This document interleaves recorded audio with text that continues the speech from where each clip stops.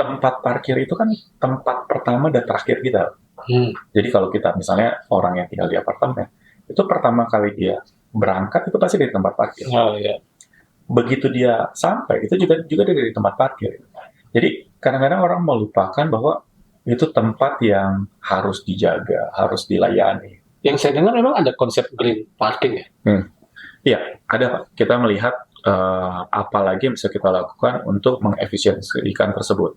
Dengan data yang kita ada, kita bisa melihat bahwa itu semua kita bisa lakukan lebih baik, Pak. Contohnya seperti tadi yang kita bilang, mungkin saat ini kita bisa mengurangi sampai 20 juta tiket, Pak, kertas yang terbuang. 20 juta tiket Benar. bisa dikurangi Iya. dengan sistemnya. Sistem tersebut. Dalam waktu 1 tahun? 1 tahun, Pak.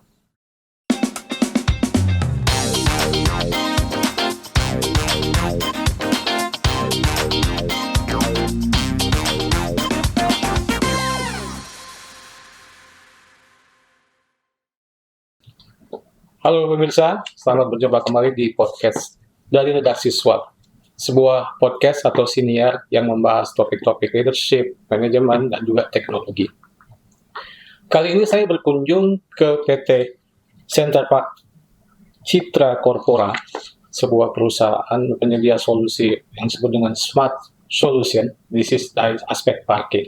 Nah, kita tahu bahwa di dunia ini, bahkan termasuk di kota-kota besar, dan khususnya di Jakarta, parkir adalah satu persoalan yang bisa bikin pusing kepala. Dan saya yakin kita semua mengalaminya. Nah, kali ini saya berkunjung untuk bertemu dengan Pak Kris Haryadi. Beliau adalah CFO dari Center Park Citra Corpora untuk membahas topik tadi. Karena beliau ini mewakili sebuah perusahaan yang menyediakan solusi yang smart solution dan juga bukan cuma smart tapi juga mendukung yang namanya sustainability. Nah, terima kasih banget nih Mas Kris, atau saya panggil Kris saja, sudah menerima SWA untuk kita ngobrol-ngobrol soal tadi topik smart solution di sisi parkir. Nah, saya ini Mas Kris atau Kris ya. Ini tertarik, ini sebenarnya perusahaan Center Park ini bergerak di bidang apa sih persisnya tuh? Ya, mungkin terima kasih nih dari SWA untuk berkunjung datang ke kantor kita, Pak, untuk berbagi cerita lah ya, untuk berbagi cerita apa yang kami lakukan dan visi kami ke depan dari sisi yang tadi disebutkan sebagai smart parking solution, smart solution untuk parking ke depannya.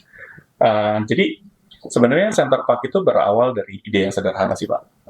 Kita melihat selalu kan dengan trending megapolitan Indonesia, Jakarta ya, yang terkenal selalu macet.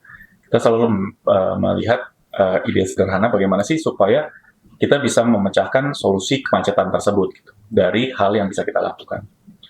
Nah, kalau dari masa lalu selalu pandangannya melihat bahwa parkir itu hanya ada lahan kosong dengan tiket parkir dan pembayaran manual. Nah, di situ kita melihat kayaknya harusnya ada yang lebih. Ada yang lebih yang kita bisa berikan kepada customer kita, baik dari sisi partner kita, mitra kita, maupun ke customer yang datang ke lokasi tersebut. Nah, dari ide yang sederhana itu makanya kita coba mengolah apalagi sih yang bisa kita lakukan. Nah, dari ide-ide yang kita lakukan, dari pengalaman jam terbang kita, maka lahirlah Center Park Tech tersebut. Jadi teknologi yang kita ciptakan, benar-benar ciptakan anak bangsa semua, Pak. Tuh, jadi orang lokal. Semuanya lokal, Pak. Kita benar, kalau istilahnya lokal content, ini 99%, Pak. TKDN 99%. Ya, jadi benar-benar karena kita cinta anak bangsa dan kita tahu anak bangsa kita sangat-sangat berkompeten, makanya kita semuanya lakukan internal, Pak. Kita semuanya melakukan dengan teknologi, software, anak-anak kita yang melakukan coding untuk menciptakan si Center Park Tech tersebut. Tahun berapa, Pak? Boleh tahu? Perusahaan ini sebenarnya kita mulai 15 tahun yang lalu, Pak, dari 2009. Tapi yang benar-benar kita merubah itu mungkin di 5-6 tahun terakhir. Karena itu juga yang terjadi di Indonesia ya, dengan perkembangan fintech, teknologi. Itu membuat, kalau kita lihat ya, masyarakat Indonesia tuh juga lebih melek lah ya, penggunaan teknologinya, dari metode pembayarannya, kesadaran mereka untuk lebih green teknologi, hal-hal seperti itu. Nah, kalau kita balik ke 15 tahun nih, Ya. Chris, yang waktu itu dibayangkan solusi apa yang bisa dikasih ke masyarakat? Solusi kita makanya kita harus melihat dari semua aspek ya Pak ya. Kita bukan melihat ke satu parties tertentu atau ini tertentu, tapi kita melihat keseluruhan aspek kita. Karena yang kita layani itu bukan cuma mitra kita, tapi ke semua customer kita, kayak end-to-end kita. Nah, dari situ seperti tadi, ide kita untuk solusi sederhana, kita memecahkan macet, tapi kita juga memikirkan beyond that, Pak. Kita memikirkan apalagi sih nih, bukan cuma kecepatan dari proses kita melihat juga kalau dulu kan masih banyak proses yang manual, di mana pembayaran kita mengambil tiket parkir, dan pembayaran juga masih menggunakan uang kertas. Di situ kita melihat banyak proses manual yang tidak efisien, Pak. Dari sisi proses, dari sisi pelayanannya, dan segala macam. Itu membuat operasinya kita tidak efisien, bahkan itu menciptakan banyak impact dari lingkungan, Pak. Contohnya dengan lamanya proses untuk keluar masuk, itu kan menyebabkan antara customer kita akan ngantri. Dengan ngantri itu kan berarti gas buangnya, bensinnya, semuanya jauh lebih banyak lagi. Nah, hal sederhana dari situ aja Pak yang kita lakukan di awal. Kita mencoba semua mendigitalisasi. Nah, salah satunya hal yang kita lakukan itu menggunakan istilahnya kita ya Pak ya, tap in, tap out. Dengan cashless. Kita mengurangi penggunaan uang kertas, di mana kita menggunakan pembayaran metode cashless. Nah, sampai kita punya solusi yang canggih lagi sekarang, Pak. Bahkan itu benar-benar istilahnya kita tuh seamless experience, di mana orang untuk pembayaran masuk dan keluar parkiran itu tidak perlu buka kaca, Pak. Benar-benar itu touchless based gitu. Karena semuanya itu menggunakan teknologi yang kita develop sendiri, pembayaran semuanya juga udah online, dan proses transaksinya juga sangat cepat. Nah, satu hal juga yang kita perhatikan di situ untuk tadi Pak, carbon reduction. Kita mengurangi dari penggunaan electricity, kita menggunakan dari penggunaan kertas. Penggunaan kertas itu juga cukup banyak Pak. Dengan Bapak lihat sendiri transaksi di mall dan kawan-kawan itu membuat transaksi kan banyak banget Pak. Bisa puluhan juta tiket yang ya banyak orang juga nggak kepake Pak. Begitu keluar langsung dibuang aja jadinya. Itu kan kasihan dengan pohon kita ya, yang udah ditebang buat bikin stroke, tintanya, bawa listriknya, dan juga waktu orang menunggu Pak. Itu kan berarti printing dulu, nunggu, terus orang nunggu ngambil lagi. Nah, hal-hal seperti itu yang menjadi kesadaran kita. Karena fokus kita sederhana, tapi kita pengen lebih impactful, which is impactful ke environment. Itu sih Pak. Jadi itu pemikiran sederhana yang kita lakukan terus, dan akhirnya kita menciptakan center praktek tadi dengan Tito, dengan parkiran yang istilahnya kita WUS tersebut. Gitu. Chris tadi bilang sederhana, tapi sebenarnya mungkin pada proses untuk menghasilkan teknologi itu bisa cerita berapa lama waktu itu awal-awal bisa menghasilkan teknologi itu? Sebenarnya kalau dari sisi teknologi mungkin nggak terlalu lama ya Pak. Maksud saya kan untuk orang melakukan coding dengan kita mencari teknologi atau hardware yang cocok, itu mungkin nggak terlalu lama. Tapi yang menjadi challenge kita atau proses yang kita lalui itu adalah di understanding dari penggunanya Pak, dari customer base-nya kita. Karena ini boleh dibilang kita merubah konsep, merubah kebiasaan dari orang-orang tersebut. Orang-orang kan masih Chris, saya mau tetap pakai cash lah, udahlah gampang lah, ngapain saya harus top up segala macam, ini pakai cash. Ubah habit gitu. Exactly Pak. Itu yang merupakan challenge terbesar kita. Mereka khawatir dengan challenge, dengan proses tersebut, jadi mereka berasa, oh ini susah Chris, mendingan saya kebiasaan pakai cash, sudah cash aja gitu. Nah itu yang merupakan challenge kita. Tapi once 1-2 mitra kita mencoba melakukan itu, mereka udah nggak pernah balik lagi Pak. Karena mereka merasakan semua benefitnya untuk mereka maupun ke customer mereka. Jadi kalau kita kembali dan kalau kita ke sekarang, sebenarnya ini solusi yang diberikan kepada perusahaan atau pada pengelola gedung, mall segala macam seperti itu. Ya. Ya, tapi fokus kita yang seperti tadi saya bilang, Pak, kita fokus utamanya sih sebenarnya bukan cuma ke mitranya gitu. Kalau ke mitranya kan istilahnya mereka ya udah deh apa yang bisa lebih cepat, lebih banyak, lebih menguntungkan itu istilahnya ke mereka. Tapi kita fokusnya juga ke customer end kita, Pak. Ke orang yang masuk ke lokasi tersebut.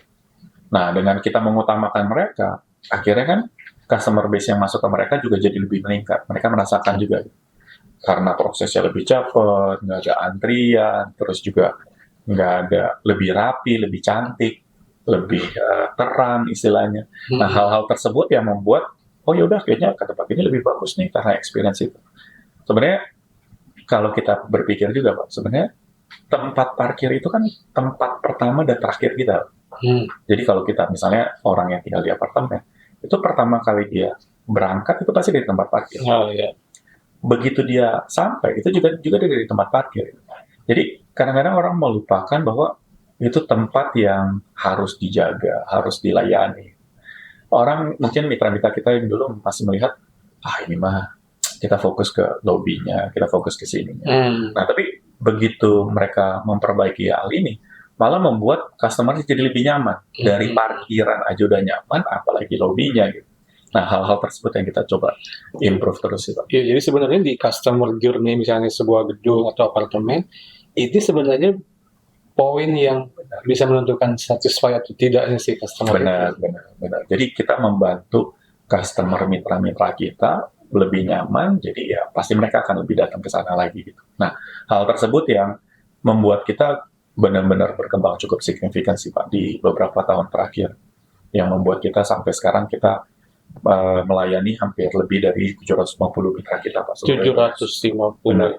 Itu kebanyakan apartemen, gedung, semua mix use Pak. Jadi kita dari yang simple dari kayak ruko area sampai apartemen, office, mall yang bahkan sampai istilahnya kita kompleks properti ya, di mana satu lokasi itu ada mall, apartemen, hotel dan office-nya juga. Jadi istilahnya kita itu mixed use. Itu kan yang cukup kompleks Pak, karena masing-masing punya aturan main masing-masing, tapi dengan satu area yang sama. Oke. Ini kan bertumpu banget dengan teknologi. Ya. Dan kemudian ada aspek yang disebut dengan inovasi. Sepanjang 15 tahun itu bagaimana dengan aspek inovasi? Inovasi apa aja tuh yang dibuat oleh semua teman-teman? Benar. Thank you Pak. Ini pertanyaan yang paling bagus Pak, karena kita dari awal kita selalu berpikir Pak, dari manajemen kita selalu men-challenge tim kita untuk menciptakan value added, baik yang tadi yang kita bilang. Value added-nya apa? Contoh simpel Pak, yang tadi kita lakukan, penggunaan kertas gitu. Karena kita melihat orang masuk keluar, tapi ujung-ujungnya Pak, tiketnya itu dibuang-buang juga, jadi sampah di dalam mobil maupun di tempat luar juga gitu. Dan ini juga faktor yang membuat kita, buat apa sih sebenarnya kertas? Oh, untuk misalnya bukti, misalnya masuk atau keluar. Sebenarnya kita udah menyediakan digital bukti juga, Pak. Itu mereka bisa dapatkan. Begitu masuk keluar dari tempat kita, mereka ada scan QR, di situ udah mendapatkan bukti digital. Gitu. Nah, jadi hal simple, Pak. Jadi kita berpikir dari simple hal tersebut, dengan kita mengurangi penggunaan kertas tersebut, proses keluar masuk kita jadi cepat, Pak. Proses pembayaran jadi lancar, penggunaan kertas lebih sedikit, penggunaan listrik apalagi, Pak. Berarti dengan segala macam semuanya jadi efisien. Penggunaan karbon dioksida dari mobilnya juga berkurang, listriknya berkurang, penggunaan kertas berkurang. Itu jadi hal yang simple, signifikan, impact gitu. Walaupun banyak orang nggak notice ya Pak ya, kesannya, oh ini cuma penghematan uang doang, Chris, jadi kita nggak keluar kertas. Enggak. Tapi kita sumbangan ke lingkungan kita, itu kan lebih penting lagi Pak. Itu yang orang tuh jarang ke situ melihatnya kan. Nah, benar Pak. Nah, hal penting juga sampai sekarang kan yang lagi ngetren mobil listrik Pak. Nah, kita juga berpikir untuk mengembangkan ke arah sana Pak. Makanya untuk kita ciptakan experience EV charging yang terbaik seperti apa. Ini mau masuk ke EV charging? Kita sudah Pak, kita sambil jalan, cuman mungkin kita masih melihat perkembangan dengan EV charging saat ini. Kan orang masih, customer kita atau masyarakat masih in between ya, antara diesel fuel dengan bensin maupun listrik. Tapi kita tahu perkembangan negara-negara maju udah ke sana dan kita udah menyiapkan semua ekosistem untuk si EV charging tersebut. Itu kan salah satu kontribusi yang cukup besar juga Pak untuk si ramah lingkungan tersebut. Tadi nyinggung soal Tito, WUS gitu. Itu sebenarnya apa? Itu sebenarnya istilah kita aja Pak. Jadi biar kita istilahnya namanya program, kita ada satu program yang namanya tap in, tap out. Istilahnya makanya kita short, jadi kita persingkat jadi tap in, tap out. Tap in, tap out itu Tito. Benar. Jadi itu masih istilahnya kita menggunakan card base Pak, kartu yang dimana ada beberapa bank menyiapkan kartu itu, tapi kan masih ada proses ya. Orang mesti berhenti, buka kaca, tap in, tap out. Nah, ini yang kita udah ciptakan Pak. Nah, kita udah siapkan next-nya, yang udah kita tanpa buka kaca tersebut Pak. Istilahnya kita dengan teknologi WUS. Udah jalan Pak di Indonesia, terutama di Jabotabek itu udah pasang di hampir semua lokasi kita di Jabotabek. Itu hampir 150-an lokasi di area Jabotabek. Itu seamless experience, pembayaran semuanya menggunakan app, bahkan semua wallet bisa menggunakan payment itu. Nah sekarang kita lagi kembangkan terus untuk bisa connect ke bank-bank besar, jadi pembayaran itu langsung auto debit ke rekeningnya mereka. Gitu. Bahkan juga kita lagi diskusi dengan merchant besar ya, kayak kartu kredit, itu kita juga lagi diskusi untuk next play-nya ke arah sana. Permintaan dari luar Jabodetabek banyak. Kalau kita lihat ya, perkembangan Indonesia cukup baik ya, terutama untuk di daerah. Kalau kita lihat, kalau dulu konsentrasi mall kan pasti di kota-kota besar, apalagi Jakarta. Kalau kita lihat justru sekarang banyak industri atau properti membangun mall-mall di daerah Pak. Daerah misalnya Tuban, kemarin kita ada lokasi, Palangkaraya kita ada lokasi, itu benar-benar lokasi dia bangun komersial area yang cukup baik, cukup besar ya, yang untuk kita kelola. Nah jadi kita lihat memang perkembangan di daerah cukup baik sih, cukup signifikan gitu. Di Indonesia, di Jakarta sendiri trafficnya juga meningkat. Ya kita lihat sendiri dengan macet di Jakarta. Gak pernah nggak macet, cuy lebaran. Justru kita senang Pak, kalau macet berarti wah bagus nih. Tambah lagi transaksi kita. Nah, Chris, itu kalau dalam sisi teknologi dan kemudian model bisnis, bagaimana dengan data apa namanya kendaraan yang tap in tap out? Nah, itu salah satu jantung teknologi core dari kita, dari si Center Paktek tersebut. Kenapa? Karena kita melihat dari teknologi itu kan kita harus punya pengolahan data. Pengolahan data karena kenapa? Yang kita nggak, kalau kita look back dari yang dulu Pak, kita masih melihat, ada orang yang bantu ngatur transaksi, ngatur flow. Macet nih, baru buka jalur 1, baru buka jalur 2. Nah sekarang dengan teknologi yang udah mumpuni, anak bangsa kita udah bisa melakukan pengolahan data Pak. Jadi sekarang dengan center praktek kita, dengan teknologi kita udah semuanya otomatis Pak pengolahan data. Salah satu itu juga yang di-value sama customer mitra kita. Gitu. Kenapa? Karena data yang kita punya ini udah data real time. Kita udah nggak ada intervensi manusia, nggak ada yang perlu di-summary-in dulu, dibikinin report, baru di-submit. Ini udah benar-benar data, dashboard langsung disajikan kepada mitra-mitra kita Pak. Nah, dari data tersebut itu sangat berguna untuk mitra-mitra kita melakukan analisa, Pak. Contohnya mereka bisa lihat, ternyata di tempat kita, Chris, ini jam 8 pagi ramai juga ya. Bagus juga nih kita buka coffee di sini, coffee shop di sini. Ngapain kita nunggu jam 10? Multiplier effect dong. Benar, Pak, benar. Dan itu juga salah satunya untuk seperti itu. Ada juga yang lokasi kita yang lain mereka bilang, Chris, jadi saya bagus nih. Bisa allocate SDM yang tepat di waktu yang tepat, Pak. Contohnya misalnya, bubarannya sebenarnya jam berapa? Jam 5 kah? Apa jam 7? Atau jam 4 gitu kan? Insight itu yang benar. Nah, data itu kan ya mungkin bulan lebaran, bulan sekolah, beda-beda, Pak. Nah, ini datanya kita sajikan real time. Dengan data real time, mereka lebih bisa adjust real time lagi, Pak. Jadi itu value added yang sangat banyak ke customer kita. Mereka sangat-sangat memvalue itu. Karena itulah makanya banyak customer besar menjadi partner kita sekarang. Dan itu bisnisnya jadi growing ya. Mengolah data, menganalisa data. Karena memang rata-rata bisnis kan pasti untuk investasi dan berkembang pasti menganalisa informasi dulu. Itu insight, informasi itu, itu yang sebenarnya mahal ya. Iya, benar Pak. Dan kemana-mana ya. Siapa? Saya mesti membuat banyak pertanyaan. Pemirsa, kita harus jeda dulu sejenak karena ada yang akan lewat setelah ini.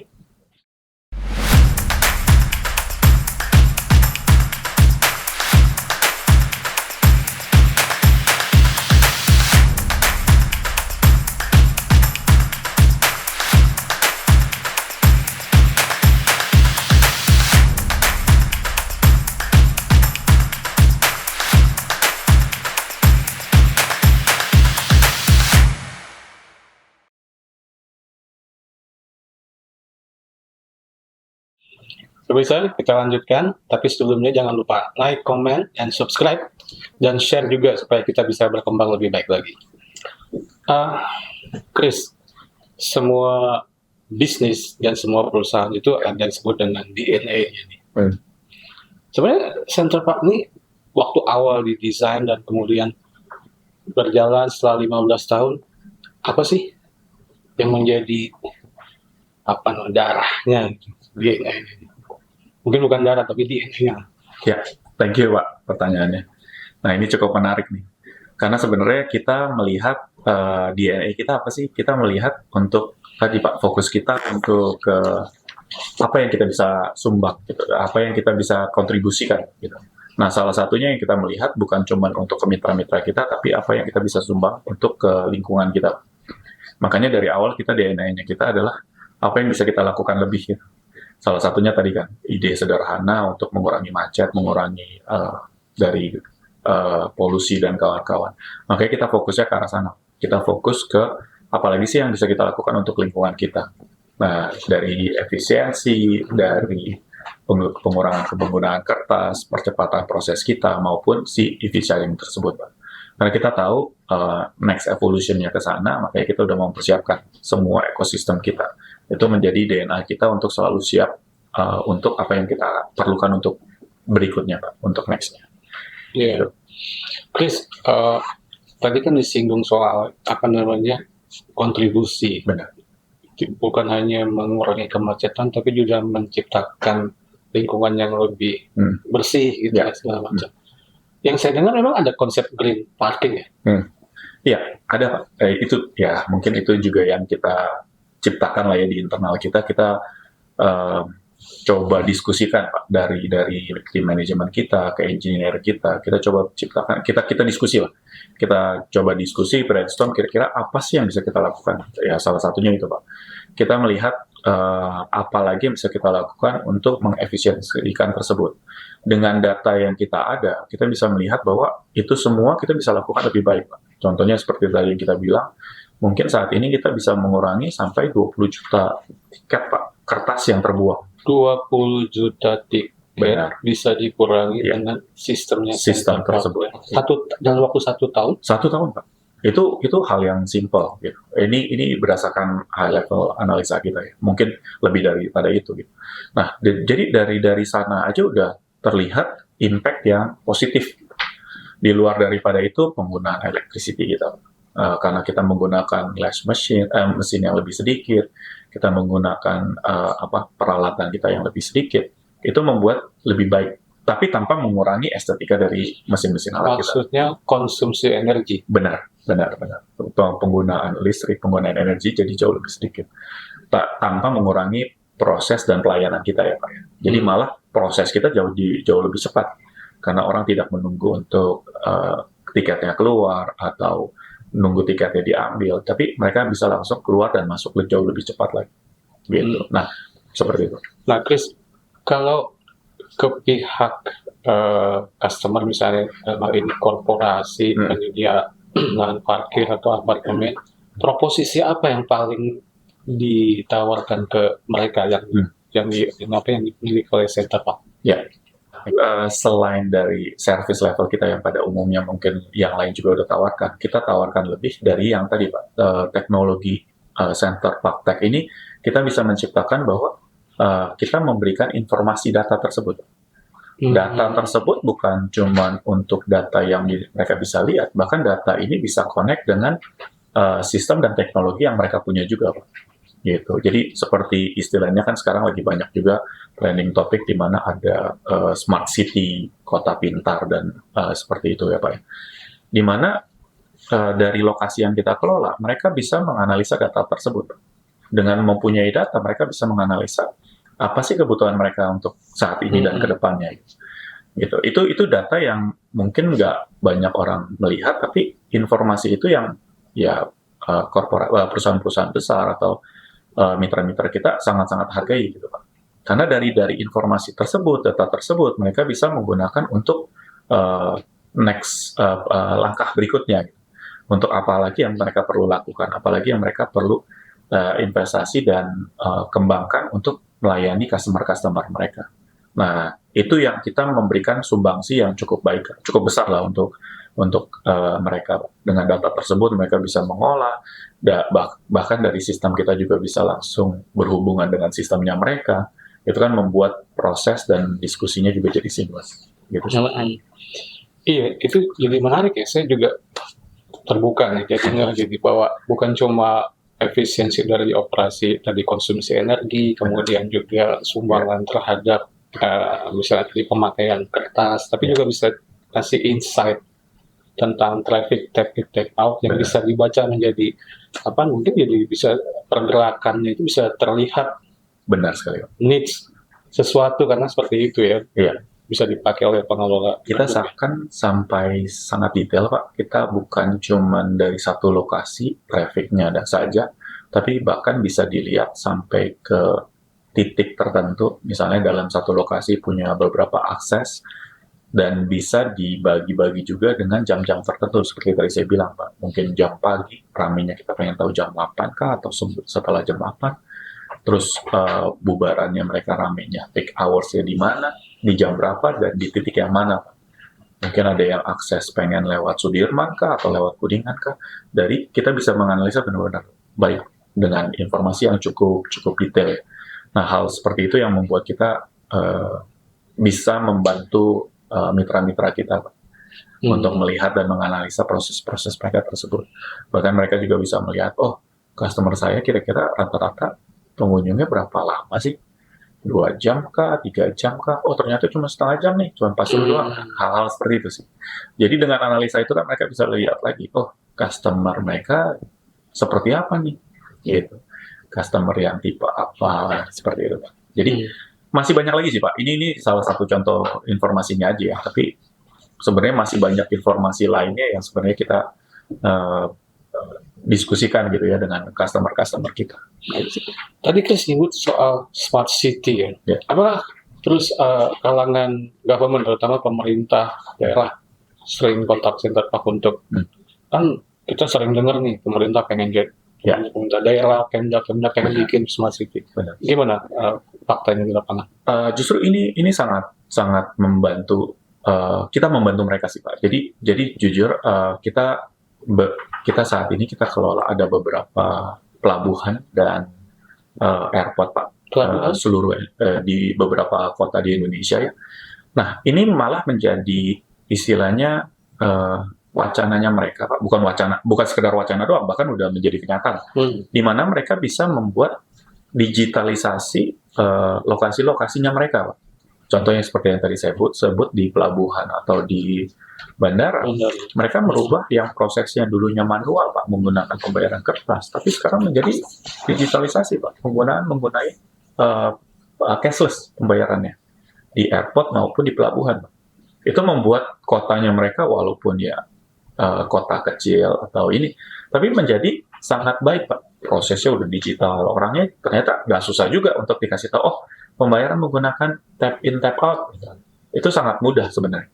Cuman malah jadi bagus untuk pemerintah menggalakkan proses digitalisasi tersebut Pak. Pembayaran menggunakan cashless payment tersebut. Gitu. Karena kita juga nggak pilih-pilih, kita buka untuk semua bank, jadi membuat customer base kita untuk lebih mudah Pak, karena mereka nggak terpaksa harus menggunakan satu dan yang lain. Mereka bank apapun bisa kita terima gitu, pembayarannya. Itu yang membuat beberapa pemerintahan juga cukup puas dengan pelayanan kita. Gitu. Sudah banyak. Dan tadi kan kalau nggak salah 750, termasuk kalangan pemerintah juga. Iya, ada beberapa juga Pak yang kita kelola, bekerja sama dengan mereka untuk prosesnya itu. Justru mereka sangat menghargai karena dengan dikelola dengan caranya kita yang profesional dan berfokus kepada teknologi dan semua datanya kita nggak ada yang kita tutupi, semuanya kita transparan Pak. Itu membuat mereka tambah puas Pak. Gitu. Kalau dari sekitar 700 itu mayoritas kalau boleh di-breakdown tuh apa perkantoran, apartemen atau mall atau apa? Cukup mix sih Pak, dari semuanya cukup mix ya. Cuman mungkin lebih banyak bahasanya kita ya Pak ya. Mungkin komersial Pak. Komersial itu ya kayak mall, ruko, Soalnya kan kalau kayak hotel kan mungkin mereka ada free-nya, tapi kalau untuk komersial kayak hotel, kayak mall dan komersial kompleks itu memang lebih banyak transaksinya lah ya, in out-nya seperti itu. Terus sekarang berapa banyak karyawan Center Park? Karyawan kita saat ini cukup banyak, Pak. Kita saat ini kan karena kita kelola cukup banyak lokasi, karyawan kita saat ini mungkin sekitar 5.000 karyawan, Pak, seluruh Indonesia melayani mitra-mitra kita dan lokasi-lokasi yang kita kelola saat ini. Kalau yang untuk ngurusin inovasi atau R&D ini berapa? Engineer kita cukup banyak, Pak. Kita dari yang istilahnya kita teknisi yang hardware maupun untuk yang software, yang coding dan kawan-kawan. Kita saat ini mungkin ada sekitar 80-90 orang, Pak, untuk dari sisi engineer tersebut. Oke. Kalau biasa kalau sebuah layanan produk proses bisnis kan suka ada komplain. Yang biasanya keluhan terhadap Center Park apa sih biasanya? Yang masuk ini? Iya. Keluhannya apa ya yang mungkin saya sering dengar? Saya juga jarang ya, Pak. Mungkin nggak, kalau nggak mungkin ya, Pak, ya. Nggak mungkin ya, Center Park sesempurna itu. Kita kadang-kadang mungkin ada trouble juga, Pak, di lapangan. Contohnya waktu dia masuk seperti biasa, tapi waktu keluar tiba-tiba nggak bisa nih, misalnya. Nah, begitu kita lihat, ternyata persoalannya banyak sih, Pak. Mungkin ya gimana ya, Indonesia dengan apa sih megapolitan, pasti kan banyak challenge-nya ya, Pak, ya. Salah satunya misalnya dengan listrik, gangguan listrik, ataupun gangguan internet. Koneksi di internet di Indonesia kan juga mungkin nggak terlalu sempurna ya, Pak, ya. Dan listrik kita juga mungkin di lokasi kadang-kadang ada yang mati lampu, hal-hal seperti itu. Itu beberapa challenge kita sih, Pak, yang paling utama di lokasi-lokasi kita. Jadi secara mesin kita berfungsi, tapi kalau nggak ada listrik ya mau gimana, Pak? Iya. Tapi kita nggak berhenti di situ, Pak. Kita udah menyiapkan solusinya, Pak. Jadi makanya inilah ya sedikit informasi ya, Pak. Bagusnya dari timnya kita selalu berpikir, Pak. Kita selalu memacu tim kita ya. Jadi di mana ada proses seperti itu, kita udah mempersiapkan, Pak. Karena kita ada satu kejadian, kita nggak mikir, oh yaudah deh, udah selesai, udah aman gitu, udah nyala lagi, udah selesai. Enggak, kita harus mempersiapkan. Dari manajemen selalu mempertanyakan, kalau kejadian lagi gimana? Gitu. Masa mau nunggu nyala lagi, terus kita diem-diem aja? Enggak. Jadi kita selalu mempersiapkan. Kita udah ada teknologi juga untuk istilahnya kita mobile cashier. Jadi begitu lampunya mati atau mesin kita nggak berfungsi, kita udah ada sistem pembayaran lain untuk memudahkan customer keluar gitu. Jadi walaupun ada challenge seperti itu, kita udah mempersiapkan solusi-solusinya. Gitu. Tapi kalau customer suka kasih feedback nggak sih? Feedback banyak, Pak. Salah satunya mungkin yang trending topik juga waktu itu mengenai bus kita, Pak. Banyak orang tuh langsung ya istilah anak-anak sekarang FYP, Pak. Iya, saya juga nggak ngerti itu apa. Tapi mereka jadi trending topik karena berasa ini benar-benar kok bagus banget ya di Indonesia ada teknologi seperti ini, kenapa saya nggak ada yang tahu gitu, dan kenapa perusahaan Center Park juga nggak menjual mengkampanye ini gitu, istilahnya gitu. Karena waktu itu memang kita nggak mengkampanyekan, Pak, tapi kebetulan mungkin masuk ke orang tersebut terus dicoba dirasakan. Ini benar-benar kita nggak endorse apa-apa, Pak. Dia merasakan sendiri dan merasakan kenyamanannya sendiri, Pak, dengan si bus tersebut. Tiba-tiba benar-benar experience-nya kok ini jalan tol aja nggak kayak gini gitu. Ini jauh lebih baik dari jalan tol. Prosesnya juga lancar, pembayarannya juga nyaman, hal seperti itu sih. Itu ya salah satu bagus lah ya untuk teknologi kita. Tadi nyinggung soal teknologi. Kalau Center Park teknologi ini kalau misalnya dibanding kalau di dunia sudah gimana? Karena levelnya sudah world class atau gimana? Itu pertanyaan yang menarik juga, Pak. Jadi gini, Pak, kita melihat awal perusahaan ini berdiri, kita selalu pengen dari founder kita selalu pengen, kita harus nomor 1 di Indonesia, kita harus nomor 1 di Indonesia. Nah, tapi visi itu agak sedikit berubah, Pak, sekitar 4-5 tahun yang lalu, karena kita sempat best pandemi ya. Tonton. Benar Pak, 2022 lah lebih tepatnya, 3 tahun yang lalu. 2022 kita sempat benchmark ke negara tetangga kita. Kita visit Laos, Thailand, Malaysia, Vietnam, dan Filipina. Singapura nggak? Singapura enggak, karena terlalu kecil lah kalau kita lihat. Oke. Jadi kita melihat di sana, kita melihat, loh, kok teknologi di sana ternyata nggak jauh beda sama yang kita punya loh ya Pak. Bukan operator yang lain, tapi kita melihat teknologi yang mereka lakukan. Contohnya kayak di Malaysia Pak, mereka punya Paciango. Ternyata bos kita jauh lebih baik dari mereka. Mereka masih menggunakan slot card, kita udah benar-benar online payment. Terus kita berdiskusi juga sama lokasi yang lain. Oh, di Vietnam masih menggunakan kertas, Thailand masih menggunakan kertas. Malaysia lebih baik karena mereka menggunakan kartu kredit kan di sana, tapi tetap mesti tap ya gitu ya. Nah, kita melihat bahwa di sana masih seperti itu, kita malah lebih confident Pak. Makanya next-nya kita juga udah dalam roadmap kita untuk kita bahasanya kita adalah ekspor Pak. Kita mau mengekspor Indonesia kita nih, jadi anak-anak bangsa ini. Go regional, go global. Yes. Itu kita udah dalam proses tahapan tersebut Pak. Mungkin yang terdekat Malaysia atau kita ke Filipina, itu salah satu beberapa opsi negara yang kita potensial dari sisi marketnya, behavior people-nya, dari customer-nya itu masih sama. Dan kita yakin bisa sampai ke sana. Kenapa? Karena kita yakin teknologi kita bisa jauh lebih bagus daripada yang mereka punya sekarang. Jadi bisa bersaing lah dengan pelaku-pelaku yang masih ada di negara-negara tersebut. Jadi jual teknologi, jual sistem atau gimana? Nah, ini yang masih kita, seperti tadi Pak, kita dalam proses roadmap, kita ada beberapa opsi. Salah satunya yang kita berpikir juga, kalau kita mungkin dirikan perusahaan, mungkin agak lama, kita mungkin akan coba akuisisi, nanti kita introduce teknologi kita ke perusahaan tersebut, biar ekspansi jauh lebih cepat. Luar biasa, udah bukan lagi jago kandang. Exactly. Ya. Jadi mau akuisisi ya? Benar Pak. Mantap ini. Ya, semoga. Gitu. Amin. Tapi tadi nyinggung soal roadmap nih Chris. Emang 5 tahun ke depan mau seperti apa sih Centerpark? Ya. Seperti tadi Pak, kita bahas di awal, kita pengen roadmap kita tetap ke DNA kita, ke teknologi Pak. Kita tetap mau menyajikan service yang terbaik ke mitra kita, ke customer kita. Kita juga pengen menciptakan pengolahan data Pak, karena kita melihat ke depan kan lebih banyak AI Pak. Jadi dari semua teknologi yang kita punyai Pak, dari anak bangsa ini, kita mau lebih banyak pengolahan data dengan AI, memberikan nilai tambah ke customer kita, ke mitra kita, bahkan ke pemerintah juga Pak, gitu, dengan solusi kota pintar ya tersebut gitu.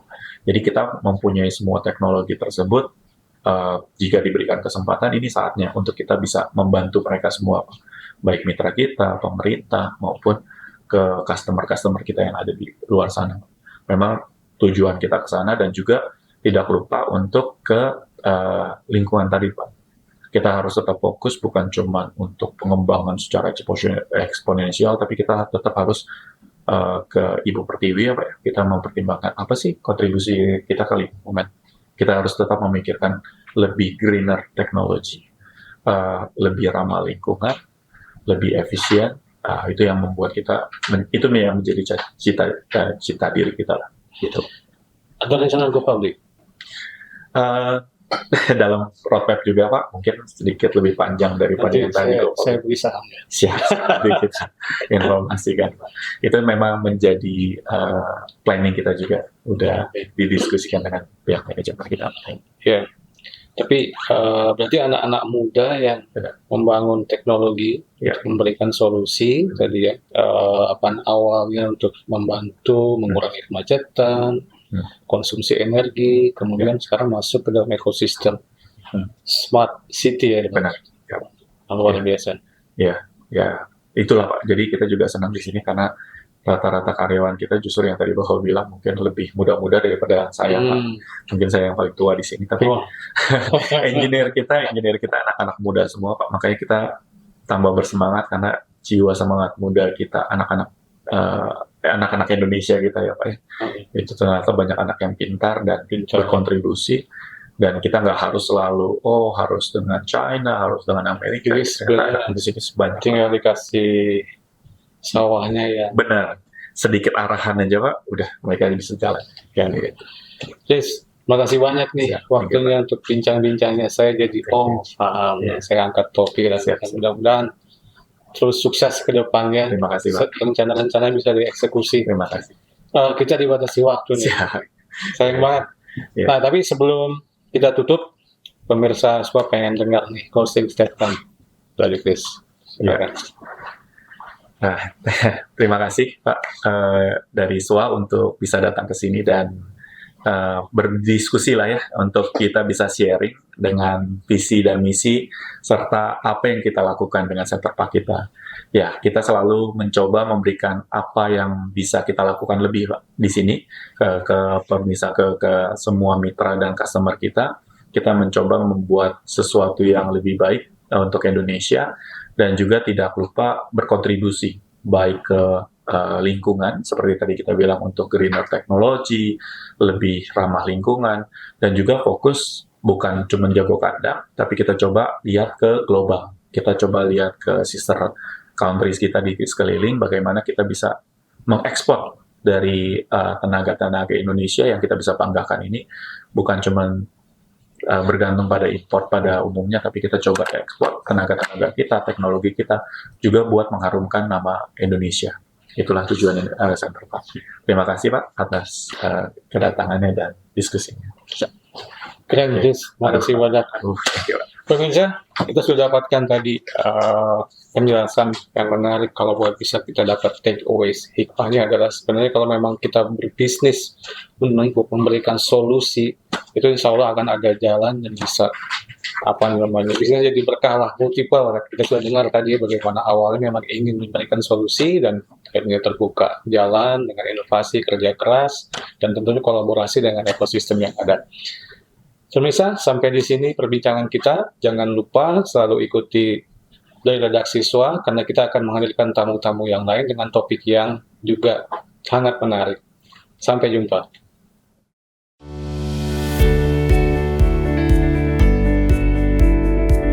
Selama 40 tahun, majalah SWA menjadi saksi perjalanan bisnis di Indonesia. SWA hadir menyaksikan lahirnya para pengusaha baru, perjuangan para pemimpin perusahaan, hingga perjalanan para profesional terbaik. Setiap kisah sukses yang SWA sajikan adalah refleksi dan inspirasi untuk pertumbuhan bisnis yang lebih kokoh, inovatif, dan berkelanjutan. Majalah SWA terbit perdana pada 10 April tahun 1985, yang merupakan hasil kerjasama antara Yayasan Sembada Swakarya dengan PT Gravity Pers. Majalah SWA awalnya bernama SWA Sembada, bertujuan mendukung kemandirian nasional dengan mendukung tumbuhnya perusahaan-perusahaan di dalam negeri. Pada tahun 1995, SWA mendirikan Spot, anak usaha yang menyediakan jasa layanan komunikasi corporate. Layanan yang disediakan antara lain membantu penerbitan corporate in-house journal, anniversary books, corporate brochure, annual reports, dan corporate peripherals. Pada tahun 2000, Spot merambah bisnis pelatihan Inggria dan penerbitan buku, yang merupakan cikal bakal dari SWA Publishing. Pada tahun 1998, SWA mendirikan SWA Network. SWA Network adalah anak usaha yang menyediakan layanan corporate event, dan belakangan fokus menyelenggarakan event-event majalah SWA. Pada tahun 2001, SWA mendirikan Business Digest, yang merupakan unit bisnis yang bergerak di bidang survei bisnis. Business Digest melakukan berbagai survei untuk memenuhi kebutuhan dunia bisnis, juga membantu mereka menghasilkan solusi bisnis terbaik. Saat ini Business Digest juga banyak melakukan omnibus survey untuk menghasilkan best practices dan indikator di bidang marketing, manajemen, dan komunikasi korporat. Di tahun 2003, SWA Sembada melakukan rebranding dengan mengganti logo dan menghilangkan kata Sembada pada namanya, serta menambahkan tagline "Di mana bisnis bergerak" yang mencerminkan positioning sebagai media yang hadir bersama denyut dan aktivitas bisnis di Indonesia. Sebagai media yang bertekad memberikan solusi dalam pengelolaan bisnis, memasuki milenium 2000, SWA banyak melakukan survei, assessment, dan pemeringkatan untuk memvalidasi pengelolaan perusahaan-perusahaan di Indonesia. Dan tentunya agar mendapatkan best practices yang bisa dijadikan benchmark dan sumber inspirasi kalangan bisnis. Beberapa topik survei dan asesmen tahunan yang diselenggarakan oleh SWA dan telah berlangsung lebih dari 10 tahun adalah Indonesia Most Trusted Company, bekerjasama dengan Indonesia Institute for Corporate Governance, Indonesia Best Print Award, bekerjasama dengan Mars Digital, Indonesia HR Excellence, bekerjasama dengan LMFEB UI, SWA 100, bekerjasama dengan Sun Value Management, Indonesia Original Brand, dan Indonesia Green Sustainable Company. Selain diangkat sebagai sajian utama, hasil riset dan asesmen tersebut juga diangkat ke dalam conference and awarding, yang tentunya dikelola unit bisnis SWA, yaitu SWA Network. Pada tahun 2004, SWA menerbitkan majalah yang fokus membahas marketing dan komunikasi, yaitu majalah Mix Markom. Dalam perjalanannya, Mix Markom menyelenggarakan berbagai rekognisi dan anugerah untuk mensupport para profesional komunikasi dan marketing Indonesia, yang bertujuan untuk menciptakan program-program bermutu yang tentunya bisa dijadikan sebagai best practices di Indonesia, seperti Public Relation of the Year, Brand Communication Excellence, Markom and Corkom Dream Team, Product of the Year, dan Corporate Sustainability Initiative. Pada tahun 2005, SWA mengembangkan portal berita bisnis swa.co.id dan juga meluncurkan portal berita mix.co.id di tahun 2011 sebagai channel extension majalah Mix Markom. Seiring dengan perkembangan media sosial, kanal majalah SWA dan majalah Mix Markom pun diperluas dengan menghadirkan @SWA-Media Inc. dan @majalah_Mix Markom di platform Instagram, Facebook, YouTube, TikTok, dan LinkedIn. Pada tahun 2006, SWA melahirkan divisi penerbitan buku SWA Publishing yang mencetak buku-buku bermutu di bidang bisnis. Buku terbitan perdananya adalah Best CEO. Pada tahun 2010, pengelolaan SWA tidak lagi di bawah Yayasan Sembada Swakarya, tetapi di bawah PT SWA Media Business. Pada tahun 2024, SWA meluncurkan podcast Biskom yang bekerja sama dengan LSPR Institute of Communication and Business serta podcast dari redaksi SWA. Podcast tersebut juga merupakan kanal ekstensi dari konten-konten di majalah maupun portal swa.co.id dan mix.co.id. Di tengah tantangan perkembangan teknologi digital yang mendisrupsi industri media, atas perkenan Tuhan Yang Maha Kuasa, SWA Media Group masih bisa hadir mendukung dunia bisnis Indonesia. Terima kasih yang tulus kami ucapkan kepada para partner yang telah berkenan mendukung kami hingga saat ini. Di tengah tantangan disrupsi digital, dukungan para partner menjadi sangat berarti bagi kami. Semoga kita bisa berjuang bersama menghadapi tantangan perubahan zaman di masa mendatang. Kami yakin kebersamaan dan semangat kolaborasi adalah kunci untuk menciptakan jejak perubahan yang lebih besar dan bermakna. Dengan tangan yang saling menggenggam, kita tidak hanya membangun hari ini, tetapi juga menapaki masa depan yang lebih gemilang serta penuh makna bagi dunia usaha dan masyarakat luas.